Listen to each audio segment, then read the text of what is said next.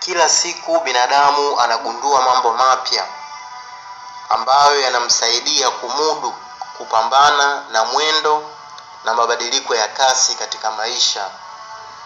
Miongoni mwa ugunduzi mwingi wa hivi karibuni umekuwa ukihusu mawazo ya binadamu.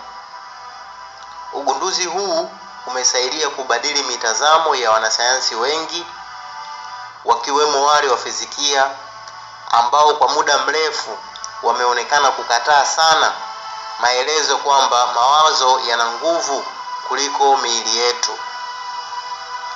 Kila mmoja wetu ana namna yake ya kufikiri, na hizi namna tofauti za kufikiri ndizo ambazo zinatutofautisha binadamu. Ni tofauti hizi pia ambazo zinatufanya tuwe na tofauti katika mafanikio maishani mwetu. Wale ambao wanafikiri vizuri na kuamini katika kumudu huwa wanafanikiwa. Wale ambao wanafikiri vibaya na kuamini katika kushindwa, siku zote huwa wanaanguka. Huenda ni vigumu kwa mtu kujua huku kufikiri vizuri na kuamini katika kumudu ni kupi, na pia huku kufikiri vibaya na kuamini katika kushindwa ni kupi. Kwa bahati nzuri zaidi, wataalamu wa masuala ya mawazo na mafanikio kama John Gray, Vincent Peale, Anthony Robbins na wengine wengi tu wanabainisha vigezo ambavyo vinaweza kumfanya mtu kutabiri kama maisha yake yatakuwa ni ya kushindwa hadi mwisho au yatakuwa ni ya mafanikio. Inaelezwa kwamba kama mtu akiwa anaamini kwamba kuna watu wengine wa aina fulani mahali fulani ambao ndio peke yao wanaweza kufanikiwa na kufika juu kwenye ngazi ya kimapato, mtu kama huyo hawezi kamwe maishani mwake kuja kutoka kwenye lindi la umaskini. Hawezi kutoka kwenye lindi hilo kwa sababu juhudi zake ambazo zingemfikisha mbali zinakuwa tayari zimewekewa mipaka na imani hiyo kwamba yeye hahusiki katika kufanikiwa, bali kuna wengine ambao ni Mungu mwenyewe anayewajua na aliyewateua. Kwa kufikiri hivyo, juhudi yake kubwa katika kutafuta itakuwa ni ile ya kumfanya asife tu kwa njaa na sio kuvuka hapo.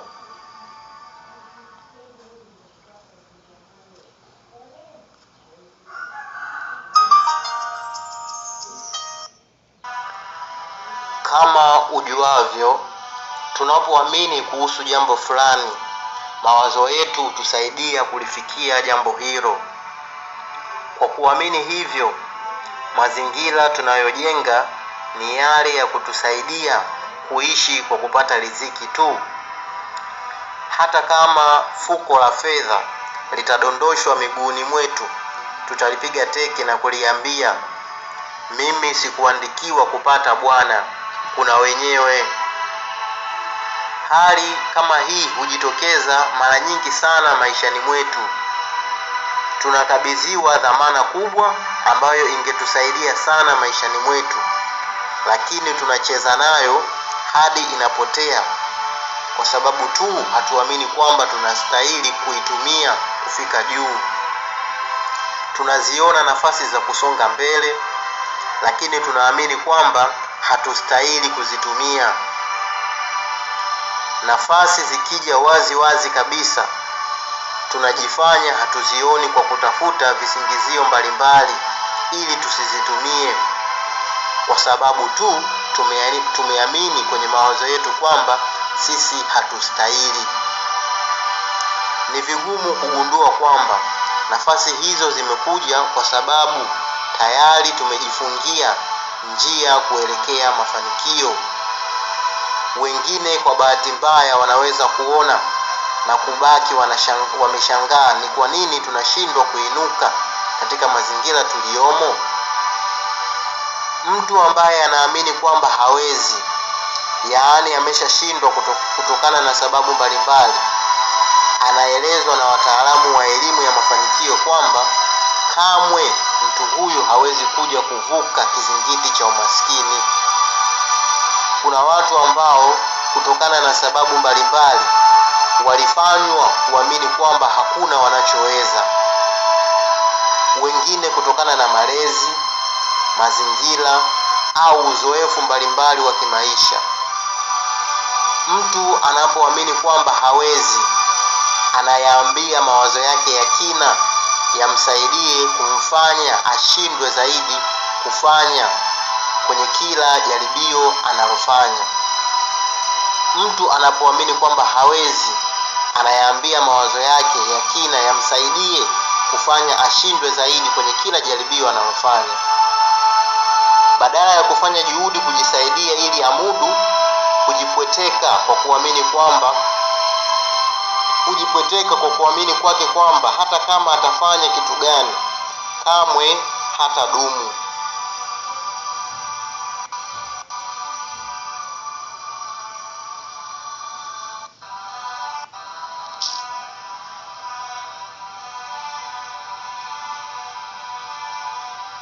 Sio rahisi kwa mtu mwenye mawazo ya aina hii kuweza kufanikiwa maishani. Kuna watu ambao kwa sababu ya kukosa kile ambacho jamii inakiona kuwa ndio ufunguo wa maisha, huwa wanaamini kwamba hawawezi kufanikiwa au kufanya vizuri maishani kama hao ambao wanacho. Kwa mfano, kwa kukosa elimu, ujuzi au utaalamu fulani, watu wengine hujihesabu kama wanyonge. Huchukulia kwamba ni wale tu wenye elimu, ujuzi na utaalamu fulani ndio wanaoweza au wanaotakiwa kufanikiwa. Bila shaka umeshawahi kusikia au hata wewe mwenyewe kusema, si wamesoma bwana ndio wanaoajiriwa, si wamesoma bwana ndio wanaojaliwa. Sisi ambao hatuna elimu, kazi yetu itakuwa ni kuwatumikia. Kauli kama hizi zina chimbuko lake mbali sana.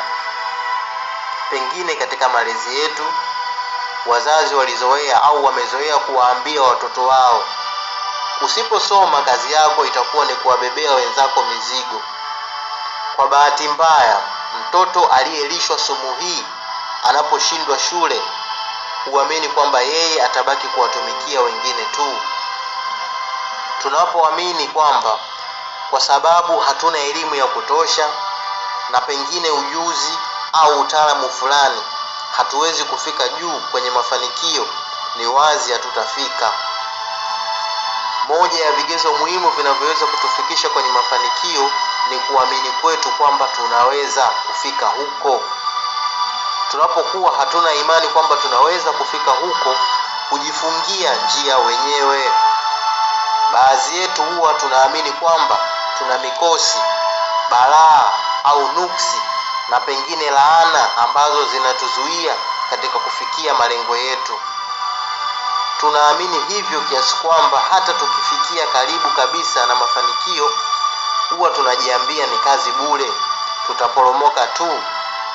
Na kweli kwa kuamini hivyo hujikuta tukiporomoka kila tukifika karibu na kufanikiwa au kufikia malengo. Kinachotokea ni kwamba kwa kuamini kwetu kuwa tuna mkosi, balaa, laana au nuksi, huwa tunatenda kwa mkabala huo wa kinuksi, mkabala wa kibalaa na kimkosi, ambao matokeo yake ni kujikwamisha. Wataalamu wa elimu ya mafanikio wanaeleza kwamba tunapoamini kuwa tuna mkosi,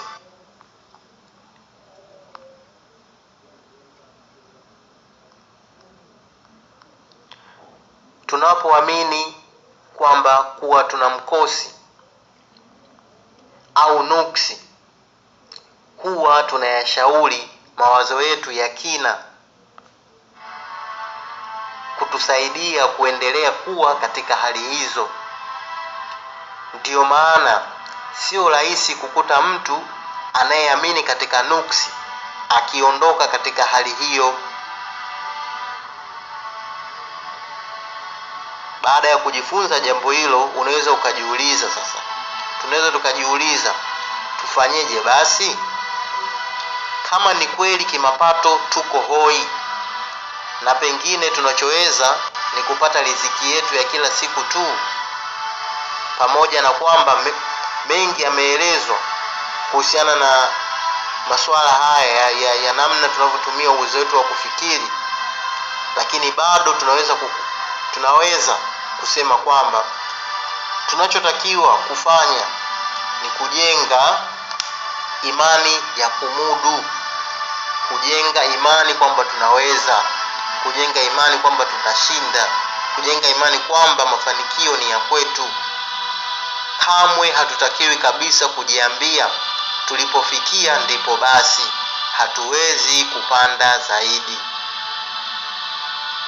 Naamini utakuwa umejifunza kitu kikubwa sana katika maisha yako. Naomba subscribe, like, comment na share.